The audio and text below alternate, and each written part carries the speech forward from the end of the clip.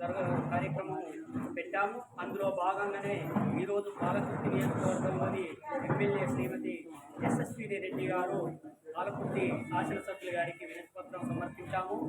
గ్రామ పంచాయతీ ఉద్యోగులుగా గత 30-40 సంవత్సరాలుగా పనిచేసుకుంటూ ఈరోజు తెలంగాణ రాష్ట్రం ఏర్పడిన తర్వాత గత ప్రభుత్వము గ్రామ పంచాయతీ ఉద్యోగులందరినీ నట్టేట ముంచే విధంగా మల్టీపర్పస్ వర్కర్ విధానం తీసుకొచ్చింది. ఆ విధానంలో అందరు ఉద్యోగులు అన్ని పనులు చేయాలని నిబంధన పెట్టడం వల్ల చాలా ఇబ్బందులు ఏర్పడ్డాయి. గత ప్రభుత్వంలో ఈ రాష్ట్ర ప్రభుత్వం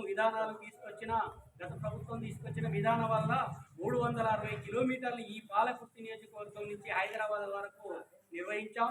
సమస్యలను రాష్ట్ర ప్రభుత్వానికి విన్నవించాం. 34 రోజుల సమ్మె చేశాం. కానీ ఈ రాష్ట్ర ప్రభుత్వం గ్రామ పంచాయతీ ఉద్యోగులకు గత ప్రభుత్వము జీవో నెంబర్ 60 ప్రకారం వేతనాలు పెంచింది. కానీ గ్రామ పంచాయతీ ఉద్యోగులను కానీ తీవ్రని అన్యాయం చేసింది. అందుకే రాష్ట్ర ప్రభుత్వాన్ని చాలాసార్లు మనం సమ్మెలు పోరాటాలు చేసి విన్నవించాం.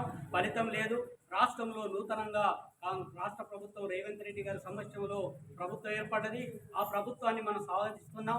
ఆ ప్రభుత్వంలో మన సమస్యలు పరిష్కరించాలని కోరుతూ ఈరోజు రాష్ట్ర వ్యాప్తంగా 5 నుండి 6 నెలల పెండింగ్ వేతనాలు అమలు చేయాలని వినతిపత్రం ఇస్తున్నాం. అందులో భాగంగానే మల్టీపర్పస్ వర్కర్ విధానం 51 జీవో సవరణ, మల్టీపర్పస్ వర్కర్ విధానాన్ని రద్దు చేయాలని, 51 జీవో సవరణ చేయాలని, కారోబార్ బిల్ కలెక్టర్లందరినీ సహాయ కార్యదర్శిగా నియమించాలని ఈ రాష్ట్ర ప్రభుత్వం గతంలో 5 లక్షల ఇన్సూరెన్స్ కూడా సర్క్యులర్ ఇచ్చారు. దానికి 5 లక్షల ఇన్సూరెన్స్కు విధి విధానాలు ఖరారు చేసి దాన్ని అమలు చేయాలని, రాష్ట్రంలో జీవో నెంబర్ 60 ప్రకారం గ్రామ పంచాయతీ ఉద్యోగులందరికీ కూడా వేతనాలు పెంచాలని ఈ ప్రభుత్వాన్ని కోరుతూ ఈరోజు రాష్ట్ర వ్యాప్తంగా కార్యక్రమాలు చేస్తున్నాం. అందులో భాగంగానే స్థానిక ఎమ్మెల్యే గారు కూడా ప్రభుత్వం దృష్టికి తీసుకొచ్చి నా సమస్యలు పరిష్కరించాలని కోరుకుంటూ ఈరోజు చాగంటి వెంకటయ్య, యూనియన్ రాష్ట్ర ప్రధాన కార్యదర్శి, తెలంగాణ గ్రామ panchayat employees and workers union CITU అనుబంధం.